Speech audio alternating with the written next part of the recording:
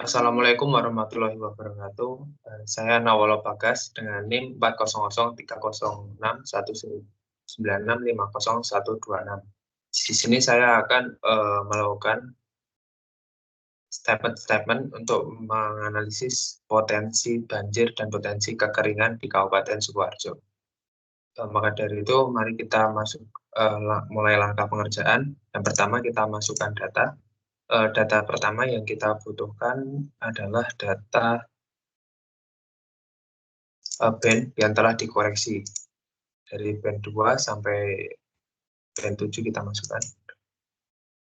Oke. Selanjutnya kita yang pertama akan membuat potensi banjir yang ada di Kabupaten Sukoharjo terlebih dahulu. Nah, langkah awal yang digunakan yaitu kita membuat NDWI.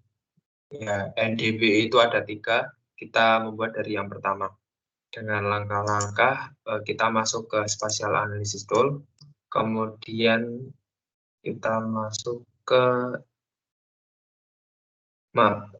algebra raster kalkulator. Nah, kita masukkan rumus yaitu dengan rumus band 5 dikurangi band 7 dibagi band 5 tambah band 7. Oke, band 5 dikurangi band 7 kurung tutup dibagi kurung buka band 5 ditambah band 7. Kita save di sini dengan nama NDWI 1 karena nanti ada 3. Save. Oh, ini. Oke.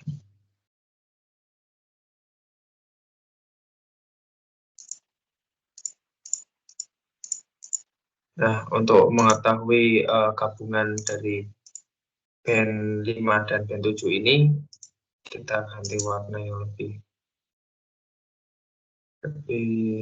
jelas untuk menganalisis potensi banjir. Nah, dari NDWI 1 ini bisa dilihat yang pekat warna biru tua.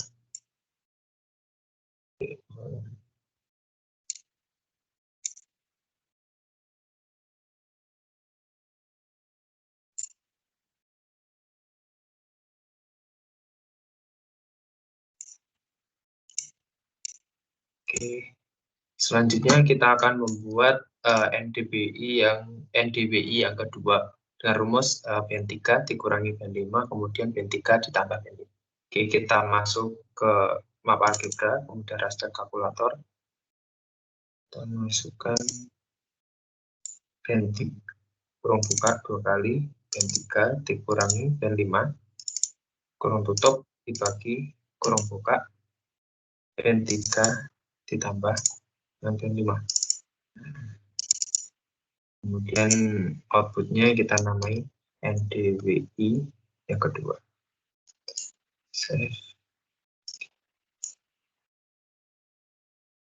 Nah, kita ganti warna yang lebih menggambarkan untuk potensi banjir.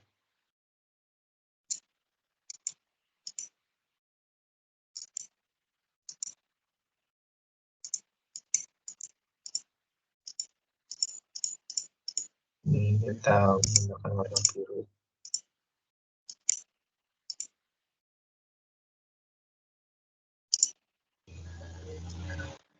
Kemudian kita sekarang akan membuat NDWI yang ketiga dengan rumus band 3 dikurangi band 7, kemudian dibagi band 3 tambah band 7. Oke, kita masuk lagi ke raster kalkulator, kurung buka, band 3 dikurangi band 7, kemudian kurung tutup dibagi dengan kurung buka band 3 ditambah band 7, kurung tutup 2 kali. Oke, kita kasih nama NDWI 3. Oke, kita ganti warna biar menggambarkan potensi banjir.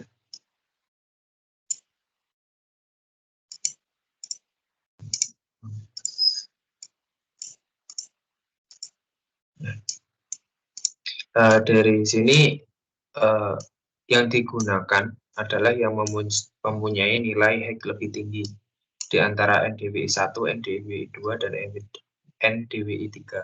Nah, NDWI 1 punya saya Higgs itu 0,91 dan angka belakangnya kemudian 8.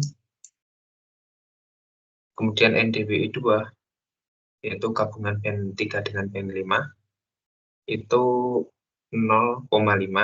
Kemudian dengan NDWI 3 yaitu band 3 dengan band 7 itu masalah nilai 0,9. Yang tinggi adalah band 1 yang NDWI 1, tetapi saya akan menggunakan yang NDWI yang ketiga. Oke.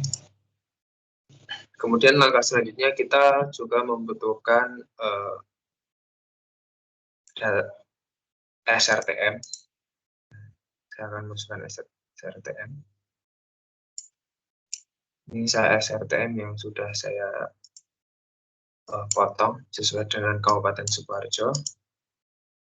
Dan kita membutuhkan juga curah hujan. Satu curah hujan. Ini kita bawah SRTM. Nah, setelah kita memasukkan SRTM dan curah hujan, selanjutnya kita akan menggunakan file SRTM ini dengan langkah analisis. Kita akan membuat aspek dan hillset.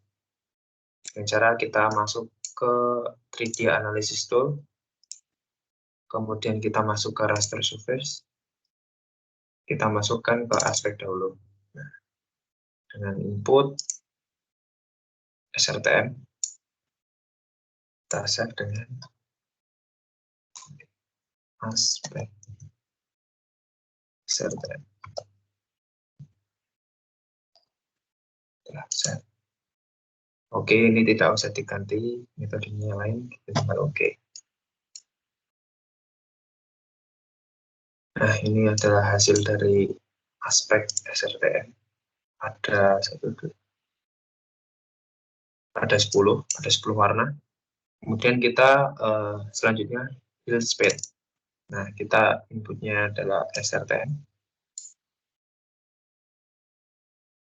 Outputnya kita nanti set. Oh, namanya kepanjangan.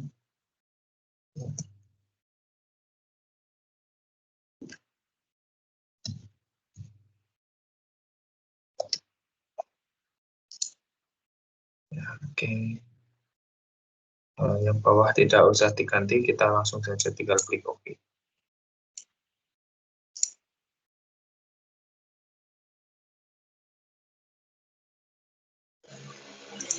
Oke, ini adalah hasil dari hillset. Ini seperti ini. Kita ganti warna yang menggambarkan biru. Karena membandingkan sebuah perbandingan. Jadi biar jelas juga jika menggambarkan potensi. Ini hasil dari hillset. Dan ini adalah aspek.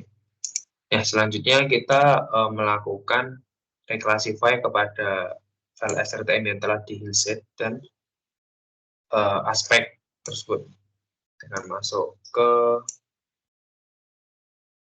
ini dari spatial analysis tool, kemudian kita masuk ke reclass, kita masukkan reclassify, inputnya aspek SRTM. Ya, di situ. Selanjutnya kita masuk ke classify, kelasnya kita ganti 5 karena itu tadi banyak. Kemudian equal interval. Oke. Jika ini aspek kita old values-nya new values-nya kita dibalik. Jadi nilai yang rendah itu adalah mempunyai nilai yang tinggi. Old values yang rendah itu mempunyai nilai yang tinggi. Jadi dibalik 5, yang sini 4, yang 2, 1. Oke, kemudian kita output-nya adalah reclass. Aspek. Nah, kemudian kita oke. Nah, ini hasil dari reclass, dari aspek. Berarti kita melakukan hal yang sama kepada hillset. Kita melakukan reclassify. Lanjut lagi, masuk. masukkan field hillside, classify, kita ganti menjadi 5, equal interval, oke. Iya, untuk hillside juga karena menggambarkan potensi banjir yang ada di Kabupaten Sukoharjo menggunakan file ini. Kita juga membalik values-nya dari nilai yang rendah itu mempunyai kriteria yang tinggi. Kita dibalik jadi 5, 2, 1. Kita kasih nama array persen.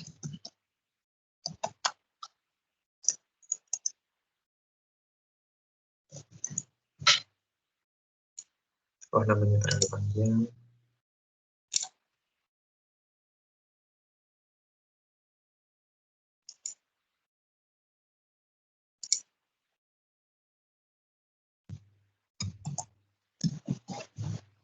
Ini aja. Masih terlalu panjang.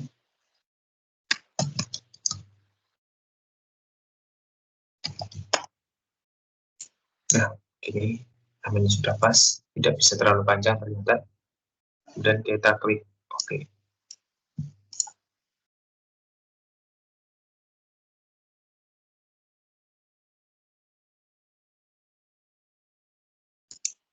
Nah, kalau sudah ternyata reclass set sudah jadi dengan warna seperti ini. Selanjutnya kita akan menggunakan file yang ini, curah hujan. Kita taruh atas sendiri dulu. Kemudian dari ini kan curah hujan SAP, kemudian kita ganti menjadi raster. Dengan masuk ke conversion analysis tool, kita pindah ke to raster.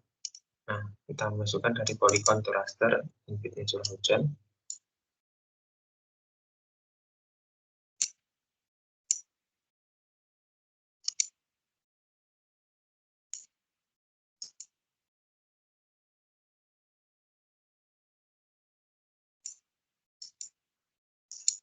Terus kita ada kendala.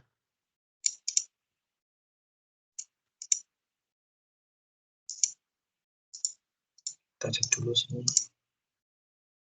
Oh, ternyata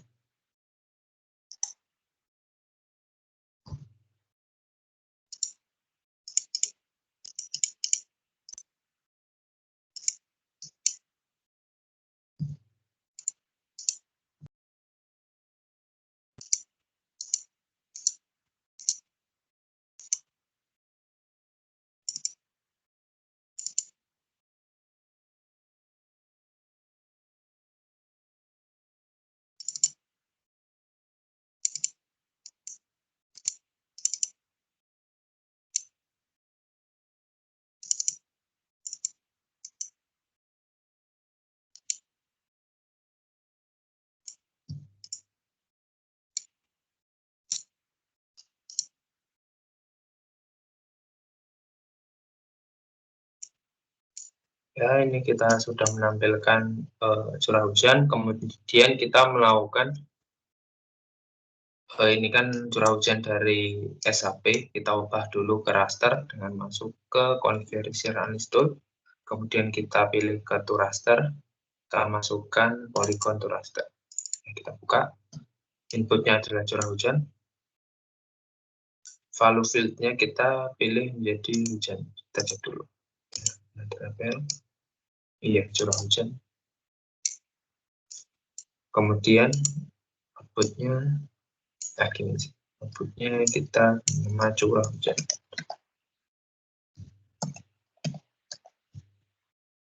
Polygon, raster. Oh, namanya terlalu panjang. CH saja.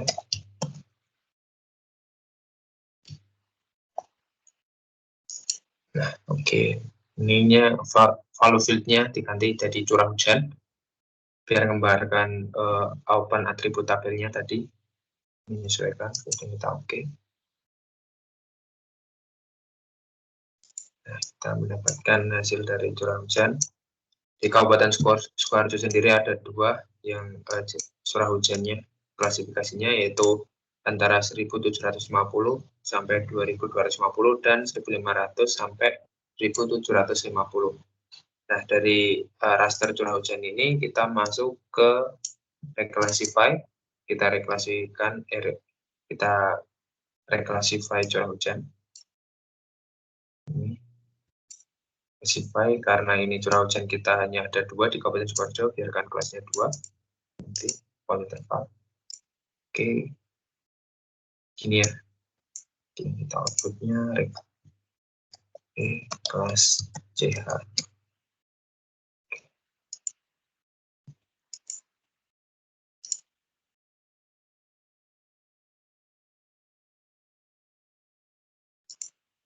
Ini kita telah mendapatkan reclass dari curah hujan. Nih. Selanjutnya kita juga melakukan NDWI yang kita gunakan, yaitu kita menggunakan NDWI 3. Kita juga harus melakukan reclassify. Kita masuk ke reclassify, inputnya kita NDWI 3.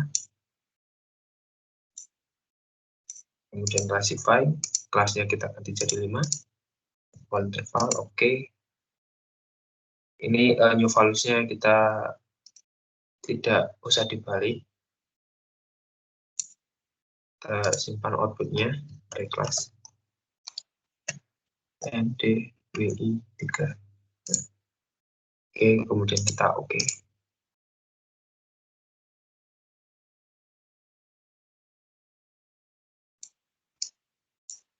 Nah, kita sudah mendapatkan hasil dari reclass NDWI 3. Ini hasilnya seperti ini, dengan 5 kelas.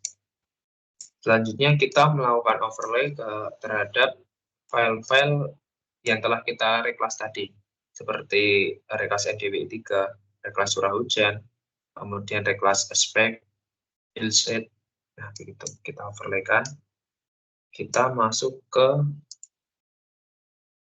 overlay di spatial analysis tool, kemudian overlay, kita masuk ke weighted overlay, dan kita input reclass-nya. Itu ada ini NDWI 3, oke. Kemudian ada reclass-nya,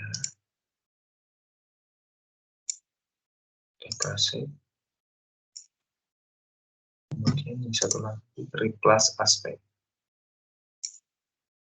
Nah, dalam overlay ini nilai yang paling tinggi adalah curah hujan. Kenapa curah hujan? Karena yang sangat mempengaruhi genangan air atau potensi bencana banjir di suatu wilayah itu adalah utama curah hujan. Jadi kita curah hujan kita kasih nilai 40. Kemudian yang lainnya mengikuti, yaitu ada reclass NDWI 3, reclass set, dan reclass aspek. Masih 60, berarti kita bagi 3, jadi menjadi 20%. Nah, jadi total semuanya ada 100.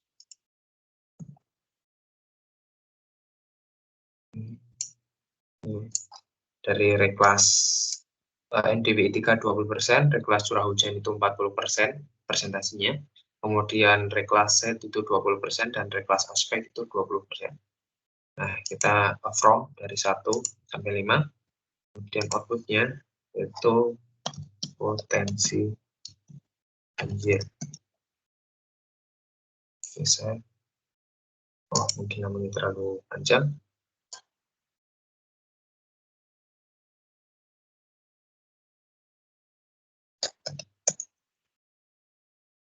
Gini aja ya. Kita kasih nama potensi banjir terlalu panjang, ada yang banjir aja. Nah, namanya sudah tidak terlalu panjang, jadi bisa untuk di-save. Oke, setelah kita cek dengan semua raster yang kita masukkan dan persenan, kemudian kita oke.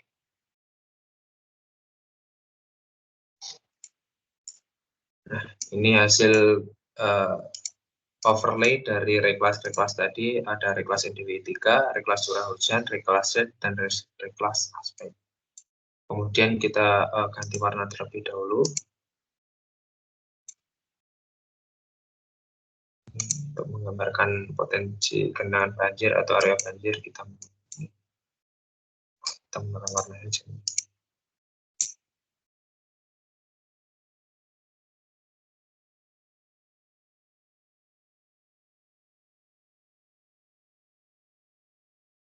Kita pilih warna yang cocok.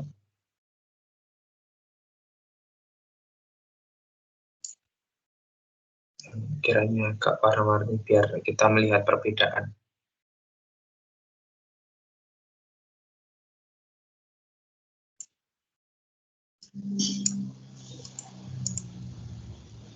Oh, ini warna yang kurang jelas. Nah, ada lagi warna ini cocok. Nah, ini adalah overlay atau input dari raster-raster yang kita telah overlay tadi, menggambarkan potensi banjir yang ada di Kabupaten Sukoharjo. Untuk lebih jelasnya kita bisa memasukkan data aliran sungai yang ada di Kabupaten Sukoharjo. Karena dengan itu kita juga dapat melihat kawasan mana saja yang berpotensi untuk terjadi banjir atau genangan, yaitu dengan melihatnya dengan aliran sungai.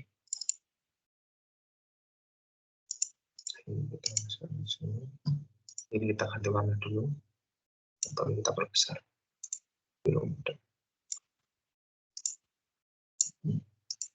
Nah, ini. Oh, kita ganti warna dulu. Kita cari warna yang terang, biar pas kalau kita buka. Nah, ini adalah area-area yang bisa saja terjadi genangan.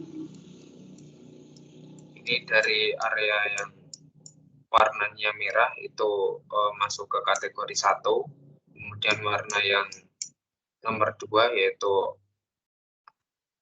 merah muda itu masih kategori 2, dan nomor 3 itu masuk ke kategori 3, dan warna yang hijau tua itu masuk kategori 4. Jadi wilayah yang rawan genangan atau rawan banjir itu adalah di dekat-dekat sungai, yaitu tadi nomor 1. Kemudian yang nomor 2 ini agak rawan juga ternyata. Kemudian yang warna hijau, mungkin kalau ada warna 4 atau warna 3 itu sangat minim terjadi untuk terjadinya sebuah genangan atau banjir. Nah, kita bisa dilihat di area banjir yang potensi banjir terbesar di Kabupaten Sukoharjo itu adalah yang bagian timur. Jadi lihat ini didominasi oleh warna merah nomor 1 dan merah muda nomor 2. Kita bisa melihatnya juga bahwa ini sungainya sangat berdekatan, jadi rawan untuk terjadinya. Oke, area banjir sudah kita lakukan. Kemudian selanjutnya kita masuk ke potensi kekeringan. Potensi kekeringan yang ada di Kabupaten Sukoharjo. Sebenarnya di potensi kekeringan ini ada 3 cara, yaitu kita membutuhkan NDVI, kemudian kita menggunakan band yang belum dikoreksi, yaitu band 4, 5, 7, dan kita butuh juga yang cara selanjutnya kita butuh band LST. Nah, kita dari langkah awal kita menggunakan NDVI. Kita masukkan dulu file NDVI.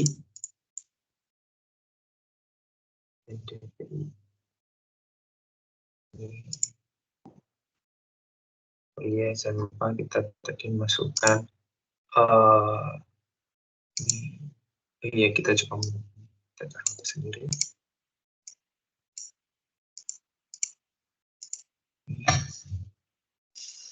Kita selanjutnya langkah yang pertama kita menuju ke raster kalkulator, yaitu map algebra raster kalkulator, dan kita masukkan rumusnya yaitu kurung buka 2 kali, kita masukkan NDVI dikurangi dengan NDWI, kemudian kurung tutup dibagi kurung buka NDWI tambah dengan DWI 3. Ini kita tutup kurung 2 kali. Outputnya kita menggunakan nama NDDI.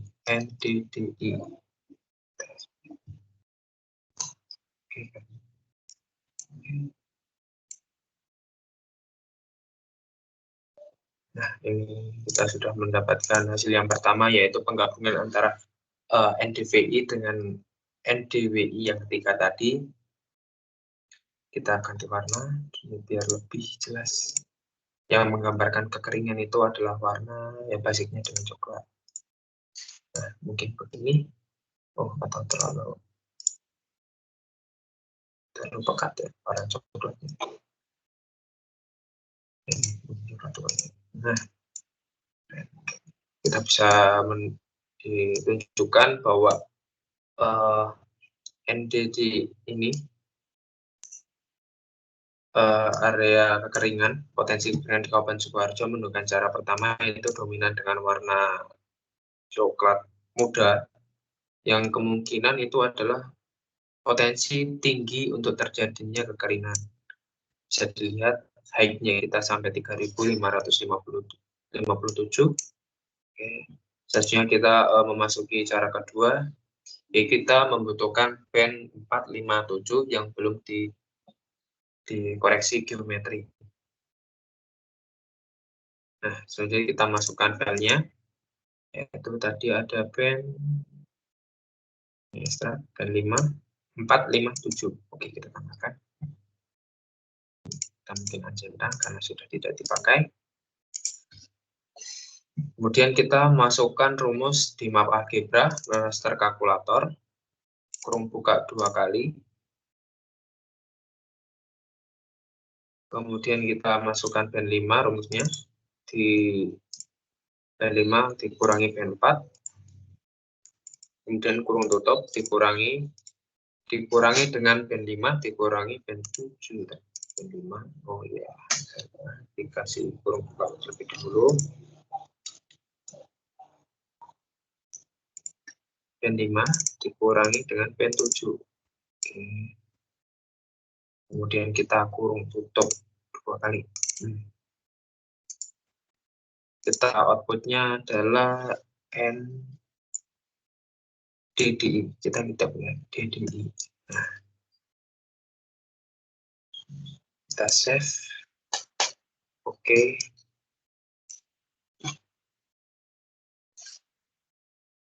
Nah, ini di DDI.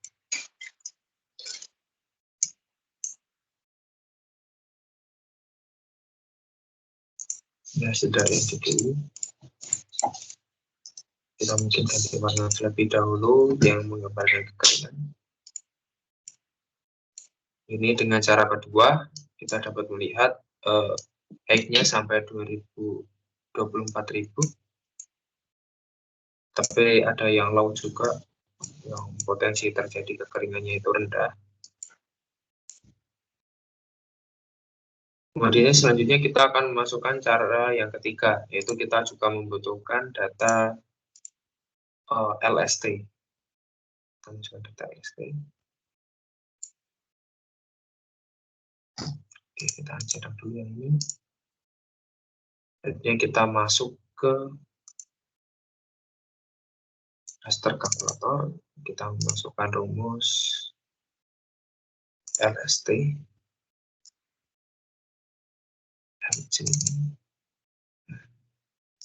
Kemudian dibagi kurung buka 2,5, kemudian kali kurung buka 2 kali band 5. Ini sekarang kita memakai band yang telah dikoreksi geometri untuk penghitungan yang ketiga, yaitu band 4. Itu kita masukkan band 5 yang telah dikoreksi geometri ya. Band 5 dikurangi dengan band 4, kemudian kurung tutup dibagi kurung buka band 5 ditambah dengan angka 6, kemudian dikali dengan band 4, kemudian dikurangi dengan angka 7,5. Nah, kemudian dikali lagi dengan band 2. kemudian ditambah dengan 1. Kurang tetap 2 kali. Oke, oh ya, ternyata masih ada sedikit problem. Mungkin tutupnya itu 3. Oke. Kemudian kita outputnya yaitu kita tulis dengan TVI.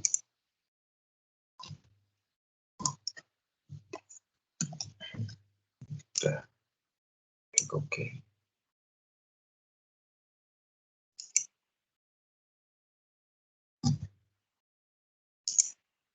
Ini adalah TVI yang ketiga, potensi kekeringan yang bencana kekeringan di Kabupaten Sukoharjo. Kita ganti warna dulu.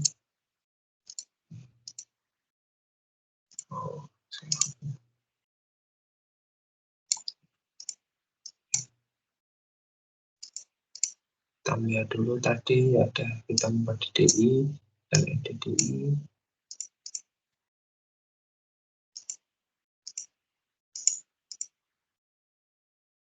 Kita menggunakan warna yang sama, ternyata TVI itu 3,3461 dan low-nya sampai 11.000 itu. Sampai 100 bahkan. 100.000, kemudian kita lihat ke NDDI. Nih, yang kita menggunakan pen yang belum dikoreksi tadi, yaitu pen 457. Kemudian yang ini NDDI telah menggambarkan banyak kekeringan.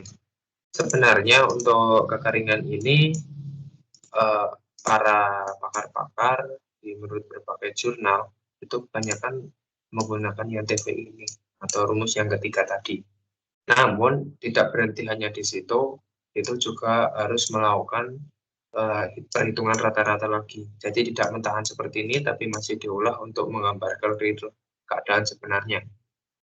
Apalagi saat kita sudah melakukan potensi kekeringan ini dengan 3 cara tadi, bila kita menggunakan salah satu misalnya TVI, kita tidak serta-merta harus percaya bahwa di Kabupaten Sukoharjo ini menggambarkan kekeringan sepenuhnya. Kita dapat melakukan survei, melihat kembali keadaan yang ada di sana. Apakah di sana itu benar-benar potensi untuk kekeringan. Karena saya menggunakan pen ini pada bulan kering, yaitu sekitar bulan 7. Jadi ini saya menggunakan pen pada bulan ke-7. Jadi memang benar-benar musim kering, jadi menggambarkan banyak kekeringan yang ada di Kabupaten Sukoharjo. Mungkin cukup sekian yang dapat saya tampilkan mengenai